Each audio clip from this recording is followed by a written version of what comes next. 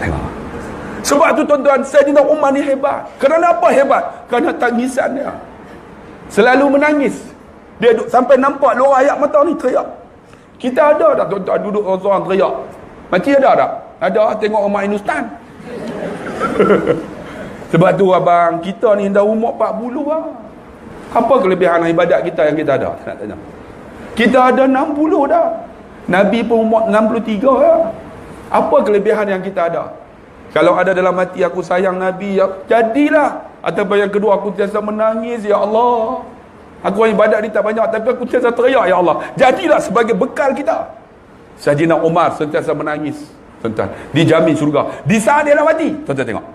Ketika dia, tuan-tuan, sembahyang subuh, dia jadi imam. Pemimpin hebat, jadi imam ni sembahyang.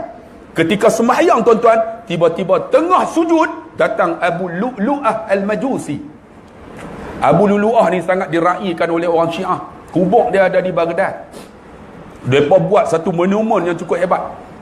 Sedangkan dia membunuh Saidina Umar Al-Khattab. Ketika tengah sujud, Abu Lu'lu'ah datang tikam daripada belakang ni, tembus, tuan-tuan. Hebat Saidina Umar, kena tikam ni, dia tak rasa tengah semayang. Itu maksud dia hati dia dengan Allah.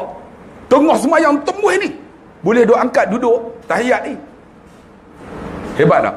Ketika darah tu ni keluar ni, terburai perut dia ni. Bila terburai, tuan-tuan, darah keluar, akhirnya jatuh.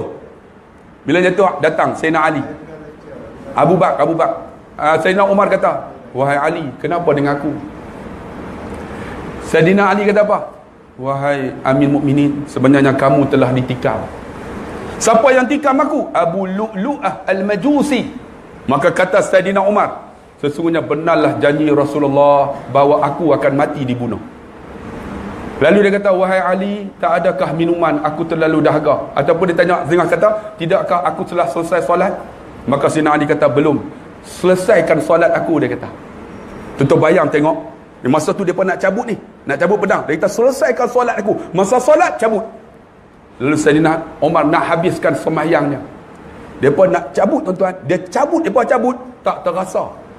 Cabut pedang di perut tu. Kita nyamuk ketit, garu sampai batai. Tu pun duk rasa ni, aku ni jamin syurga ni. Ya Allah. Sayyidina Umar ni duk semayang, cabut pedang ni tak rasa. Sebab apa? Hati dia dengan Allah. Kita nak lahir hati dengan Allah ni macam mana? Orang yang sentiasa menangis ingat Allah, hati dia akan dekat dengan Allah. Kan ni, cabut tak terasa. Bila terasa terburai. Bila terburai, jatuh, tuan-tuan. Dia kata, Ali, aku terlalu dahaga. Kata Ali, tak ada lagi minuman, wahai Amir Mukminin. Apa yang ada? Ada segelas susu kambing. Lalu diberi, kata dalam sirah, dia minum, tuan-tuan. Susu itu keluar melalui perutnya. Keluar ni. Sebab terburai. Akhirnya dia mati, tuan-tuan, dalam mihrab Nabi SAW. Kita agak-agak boleh mati dalam mihrab Nabi ya? Kalau masjid pun tak pernah main, kan? Boleh mati dalam mihrab masjid tak? Tapi yang ada ni semua main masjid lah, alhamdulillah, kan? Ni mati dalam mihrab Nabi. Tuan-tuan bayang tengok, dia disebut sebagai syahid mihrab. Dia disebut sebagai Al-Faruq, yang membezakan benar dan salah. Dia juga disebut sebagai pendahulu wahyu. Sebelum wahyu turun, pendapat Sayyidina Umar sama dengan wahyu. Tu hebat. Kerana apa, tuan-tuan? Kerana dia selalu menangis, tuan-tuan, bila ingat Allah Subhanahu Wa Taala. Ini sahabat yang baik. Yang ketiga, sahabat yang baik, tuan-tuan, adalah Sayyidina Uthman bin Affan. Kenapa Sayyidina Uthman bin Affan jadi sahabat Nabi yang paling baik? Kerana dia banyak infak, banyak sedekah. Kalau tuan-tuan nak tahu, kalau pergi depan Mekah, depan Kaabah tu, depan Masjid Haram, ada satu, tuan-tuan, nama Abrosh. Abrosh itu ialah wakaf Sayyidina Uthman bin Affan. Sampai sekarang ni, tuan-tuan, itulah aset dia. Dan digunakan untuk Sayyidina Uthman sampai sekarang. Saya nak tanyalah abang-abang, pakcik-pakcik, manakah harta kita yang kita boleh guna untuk masa mati kita, ada tak? Ada tak? Kokoklah kita wakaf satu tanah ke untuk orang mengaji, ada? Ada tak? Kokoklah kita beli tanah wakaf ke, ada tak? Ada tak? Tanya. Kalau ada, alhamdulillah. Kau tak ada aku. Ada, jadilah. Ada orang buat wakaf, kita buat wakaf. Ada orang nak apa? Contohnya ada orang mengaji mengaji Quran, hafal Quran. Kita boleh tajar, tuan-tuan. Saya tahu orang duk merebut ni gaya-gaya semua. Tidak, tak ada. Saya tengok main tadi semua BMW. Alhamdulillah. Sebab tu saya nak bagi tahu, bang, kakak, rezeki kita takkan ke mana. Tapi kalau rezeki kita untuk buat benda baik, itu bekal kita di akhirat. Sebab tu ingat, Sayyidina Osman ni banyak infak sungguh. Dan alhamdulillah, ketika masa hidup dia tuan-tuan, dia telah membeli satu telaga yang dibuat oleh Yahudi, digali. Macam mana? Dia beli tuan-tuan, pada setiap hari Rabu dan Khamis dia bagi free. Akhirnya Yahudi tu jual tuan-tuan kerana taktik perniagaan Sayyidina Umar. Dan telaga tu tuan-tuan masih ada di Madinah dan ayatnya masih diguna. Tuan-tuan bayang, Sayyidina Umar, Abu Bakar, Osman ni dah mati lama dah. Tetapi aset dia sampai sekarang dia dapat bekal lagi. Saya nak tanya, apa yang ada untuk kita bekal di akhirat esok? Itu Sayyidina Osman. Yang ketiga, Sayyidina Bilal. Yang keempat, maksud dia faham lah tu. Sajalah buat bagi langkau, bagi lambat. Yang keempat ialah Sayyidina Bilal. Kenapa Sayyidina Bilal, tuan-tuan, dia jamin syurga? Kerana wuduknya. Ingat tak? Ketika Isra' Mi'raj, Nabi naik ke langit, tiba-tiba Nabi dengar tapak kaki Bilal bin Rabah. Bila turun, Nabi kata, wahai Bilal, aku dengar tapak kaki kamu di syurga. Apa amalan kamu? Apa kata Bilal? Ya Rasulullah, aku tak ada apa amalan, tapi aku akan ambil wuduk. Wuduk aku daripada subuh akan tahan sampai maghrib. Dan aku ambil pula maghrib, akan tahan sampai subuh. Maka aku akan bersolat setiap kali ambil wuduk. Solat wuduk. Nabi kata, oleh kerana kamu menjaga wuduk, maka aku dengar tapak kaki kamu di syurga. Masya Allah. Kita wuduk, kita ada tak dalam ni? Siapa dalam ni yang masih ada lagi wuduk? Cuba angkat tangan, jangan malu. Angkat kau. Seorang, dua, tiga. Yang lain semua kentut dah. No? Sebab tu kalau boleh, kita ambil lah korang-korangnya. Ada wuduk pun jadilah. Sebab bila ada wuduk, syaitan tak akan ganggu kita. Hati kita ni tenang. Dan satu lagi saya cerita tuan-tuan, walaupun orang hentam saya dalam YouTube. Di antaranya ada seorang ustaz lah hentam saya. Dia kata, apa ambil wuduk tu sejam? Bukan sejam. Sebenarnya yang berlakunya macam ni. Satu hari tuan-tuan, saya ada di satu tempat. Saya duduk mengaji lagi masa tu. Saya ambil wuduk. Tengah duk ambil wuduk, ada seorang syekh nama Azharuddin. Dia tak bohongnya. Tengah duk ambil wuduk tu, dia tepuk saya. Dia tepuk, saya tengok dia, saya buat tak tahu, saya ambil juga. Elok ambil, saya pergi sembahyang. Usalli sunatan duha, masa tu sembahyang sunat duha. Allah, dia tepuk. Dia tepuk terus saya kali, tengah sembahyang berhenti. Sebab orang tepuk. Limadha ya syekh? Rahmaratan ukhra. Dia kata, pergi sekali lagi, ta'khul wuduk, pergi ambil wuduk. Rupanya dia tengok saya ambil wuduk tak betul. Saya kata, ya Allah, pasal apa ni? Tadi dah ambil dah, katalah 5 minit. Patah pula pergi ambil wuduk. Dia tengok saya. Saya pun, bila dia tengok, kita buatlah lambat. Lambat tu taklah sampai ambil sampai setengah jam. Taklah, lambat lah, maksudnya 3-4 minit. Tapi daripada tadi tu dah 5 minit dah. Pergi sembahyang, maksud dah, okey lambat lah. Dia tengok lambat. Kumuk pun. Taklah dah lah. Habis apa semua, pergi. Usallis, dia tepuk. Saya kata, ya syekh, lima dah. Maratan ukhra. Sekali lagi. Ta'khul wuduk. Pergi ambil wuduk. Pasal apa pula dah? Siapa pergi ambil juga? Pergi ambil kan. Dia tengok kita buat lambat. Tadi dah 5 minit dah. Ni campur lagi. 15 minit dah. Betul tak? Dekat 20 minit dah. Ambil. Ambil. Pergi. Usul. Dia tepuk kali lagi. Maratan ukhra. Dia ni nak kena tumbuk dengan aku dah ni. Apa silap? Saya pun pergi. Pipi dia tak duduk di tepi saya. Dia duduk di belakang. Tengah duk ambil wuduk tu, dia main bisik kat telinga. Ya akhi, tad'u ila Allah. Doalah kepada Allah, dia kata. Allahumma a'tini kitabi yamini. Bagilah suratan amalan tangan kananku, ya Allah. Bila dia sebut tu, saya teriak. Teriak saya. Ni doa ni, bagilah suratan amalan tangan kananku, ya Allah. Tengah duk basuh tu, dia bisik. Teriak saya. Sebab faham. Tuan-tuan, dia doa Arab lah. Dia binatang apa doa ni? Ni faham. Ya Allah, bagilah suratan amalan tangan kananku, ya Allah. Sambil duk basuh tu teriak. Ayat mata bercampur dengan ayat wuduk. Basuh belah kiri pula. wa a'udzubika an tu'tiya kitabi shimali. Janganlah bagi surat amalan tangan kiriku ya Allah. Kalau kita doa macam ni agak-agak Allah nak bagilah doa, nak ampun, nak terimalah doa kita. Insya-Allah kot no. Bayang satu hari tuan-tuan 5 waktu kita buat 5 kali wudu. Takkan Tuhan nak masukkan apa, nak bagi suatu amalan tangan kiri kot, kan? Harap-harap, sebab ni semua Allah punya. Ni, bila doa belah kiri tu teriak tuan-tuan, bercampur dengan air mata. Dah habis basuh tu dia bisik doa, ya Allah, kau gugurkanlah dosa-dosa mulutku ya Allah, daripada apa yang aku cakap benda yang tak elok. Ambil duk basuh tu, sambil duk teriak. Basuh muka, yang ni yang saya nak ambil benda yang wajib lah. Bila basuh muka, yang tu dia doa panjang. Allahumma bayyiz wajhi binurika yauma tabyajju wujuh awliyaika wala tusawwiz wajhi bizulumatika yauma tasyaddu a'daika. Ya Allah, kau putihlah, Allah membayyiz wajhi binurika. Allah, ya Allah, kau putihlah wajahku dengan nurmu seperti mana putih akan awliya-awliyamu. Ya Allah, jangan kau gelapkan muka aku dengan kegelapan seperti mana gelapnya muka akan musuh-musuhmu. Saya basuh muka tu, air mata mengalir, teriak. Basuh muka. Tuan-tuan, basuh muka ada doa tak? Sambil duk kalih kat member. Okok dah, okok. Ni kita ada ceramah tak? Ada. Lepas ceramah ada makan tak? Oh, ada makan tak lepas ceramah? Ada, alhamdulillah. Ni sambil basuh muka duk sembang. Ni doa. Ya Allah, kau putihkan mukaku dengan cahayamu seperti mana putihnya akan awliyamu.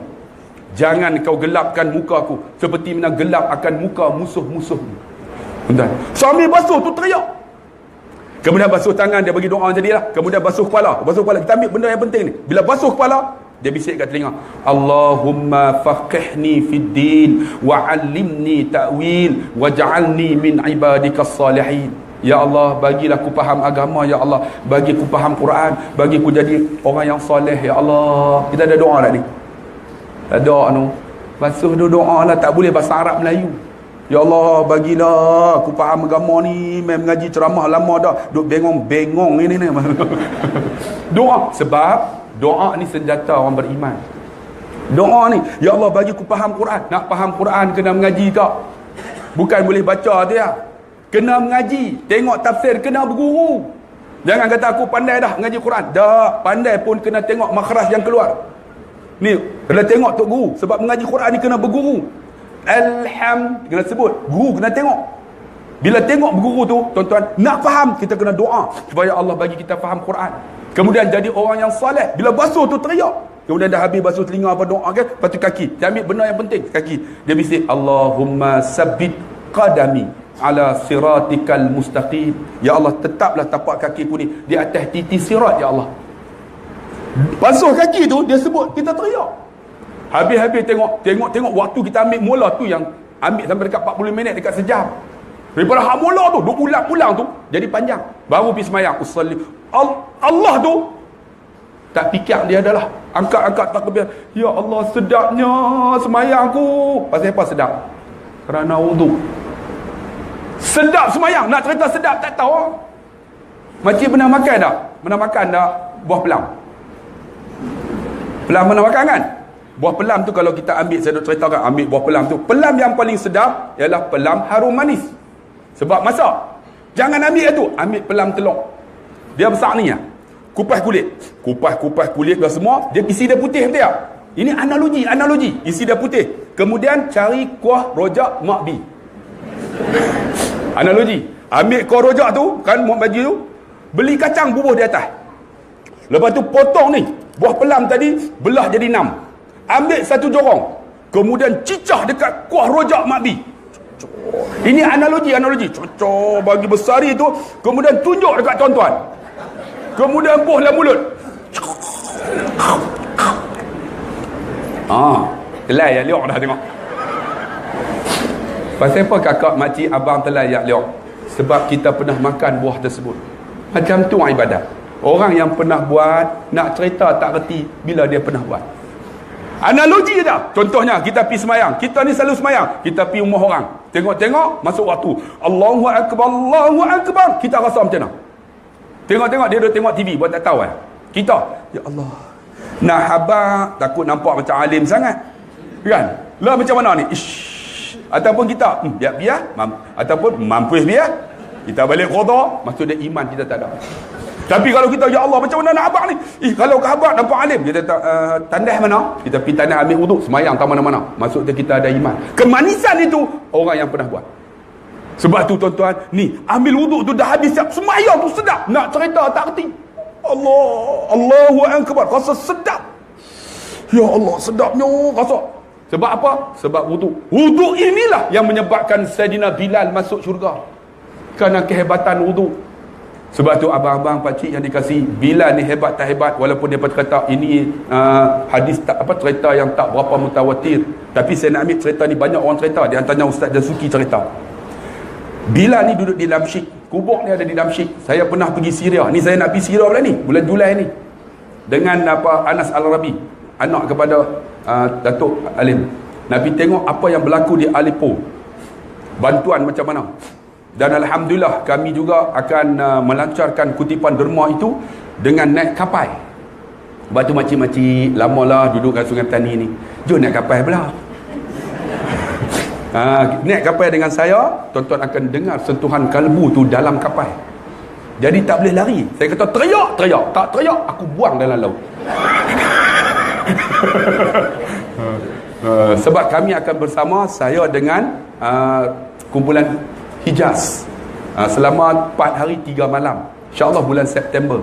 Nanti jomlah. Kebanyakan kalau orang yang pi nanti, kami bersama dengan Mapim nanti. Tak main dalam 2,000 lebih lah. Kalau duit ada lah, jom lah. Bersama dengan Mapim, kita akan kutip derma. Dan insyaAllah daripada derma tu nak bawa pergi Syria. Di Syria ada kubur Bilal bin Rabah. Satu hari Bilal bermimpi. Nabi kata, wahai Bilal, kamu tak rindu aku kan? Bila sebut macam tu, Bilal menangis. Terus dia ambil kenderaan, tuan-tuan, naik kuda ke naik apa, terus datang. Masa tu dikatakan zaman Sayyidina Umar Al-Khattab. Sampai-sampai tuan-tuan disambut oleh Sayyidina Umar. Sayyidina Umar ni tuan-tuan sambut Bilal. Bilal ni bukan Amir Mukminin. Sebab apa? Sebab Nabi dah sebut dah, dia jamin syurga kerana tapak kaki dia dengar oleh Nabi SAW. Bila sampai tu dikatakan masa tu masuk waktu zuhur. Bilal kata, Amir Mukminin Sayyidina Umar kata, wahai Bilal, sekarang dah masuk waktu zuhur, silalah azan. Bilal kata apa? Aku bukan muazzin kamu wahai Amir Mukminin, aku muazzin Rasulullah, aku tak nak azan. Tak nak azan. Tiba-tiba datang dua cucu Nabi, namanya Al-Hasan dan Al-Husin. Bukan Hasan Husin, Al-Hasan Al-Husin. Al-Hasan daripada pusat naik ke atas, muka macam muka Nabi, bentuk badan macam bentuk Nabi. Dan satu lagi tuan-tuan, muka macam muka Nabi, nama Husam bin Abbas. Kubur dia ada di Bukhara. Husam bin Abbas, muka dia lebih kurang macam muka Nabi. Hasan daripada pusat naik ke atas macam muka Nabi. Husin pula daripada pusat sampai ke bawah macam Nabi bila berjalan. Lalu bila Hasan dipegang belah kanan, Husin belah kiri, Hasan tarik. Pakcik Bilal lama tak dengar, naiklah. Tiba-tiba dia tengok-tengok Hasan, muka macam muka Nabi. Dia kata, wahai Umar, kalau yang suruh ini bukan cucu Nabi, aku tak nak. Tapi yang suruh ni cucu Nabi, aku ingat macam Nabi suruh, sebab muka macam muka Nabi. Maka Bilal pun naiklah di tempat yang tinggi sikit lah, menara tu. Bilal pun azan, Allahu Akbar, Allahu Akbar. Penduduk Madinah tu lari semua, masuk dalam masjid tuan-tuan, menangis tuan-tuan. Sebab apa tuan-tuan, makcik? Kerana ingat suasana dengan Nabi. Sayyidina Umar paling menangis. Dia teriak. Bila terus Allahu Akbar, Allahu Akbar, semua teriak. Asyhadu an la ilaha illallah. Sayyidina Bilal azan bukan sedap sangat, suara dia biasa aja, tapi azan dia bergegar arasy Allah Subhanahu wa taala. Allahu akbar, asyhadu an la ilaha illallah. Penduduk Madinah masuk semua teriak. Teringat memori bersama Nabi. Tiba-tiba Bilal sebut asyhadu anna Muhammad. Bilal tak boleh sebut. Tiba-tiba Bilal menangis. Jatuh pingsan. Sayyidina Umar naik, Bilal habiskan. Bilal jaga. Dia kata, macam mana nak habiskan, aku nak sebut Muhammad. Ketika aku nak sebut Muhammad, aku nampak Sayyidina Rasulullah keluar daripada rumahnya, masuk ke dalam masjid, menanti aku untuk sembahyang bersama-sama. Aku rindu kepada Rasulullah. Menangis Sayyidina Umar. Bang, kakak, itulah Bilal bin Rabah yang jamin syurga. Kita, Allah, rindu Nabi pun tak ada. Macam mana nak jamin syurga Allah? Sebab tu hari ni tuan-tuan, yang saya cerita ni untuk lahir sahabat-sahabat macam ni. Kurang-kurangnya ada yang cinta rindu Rasulullah pun dah biar. Ada yang selalu menangis pun jadilah. Ada yang ketiga seperti mana Sayyidina Osman yang selalu infak pun jadilah. Yang keempat seperti mana Bilal yang selalu apa? Yang selalu ambil wudu, tuan-tuan. Tuan-tuan yang dikasihi dan dirahmati Allah, sampai pukul apa saya? Pukul apa? Pukul 8, agak-agak betul lah.